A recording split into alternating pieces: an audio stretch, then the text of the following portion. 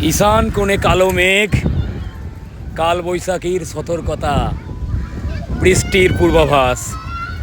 এক সুন্দর মনোরম আবহাওয়া, আজকের বিকালের ছবি। সবাই উপভোগ করো। তোমাদের কোথায় কোথায় এরকম কালবৈশাখী কালো মেঘ জমে আকাশ একদম পুরো অন্ধকার হয়ে আছে, কমেন্ট বক্সে কমেন্ট করো।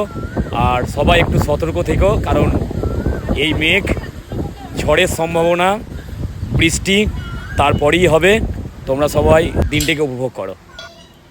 মেঘের পরে মেঘ জমেছে, আঁধার করে আসে, আমায় কেন বসিয়ে রাখো একা দাঁড়ের পাশে।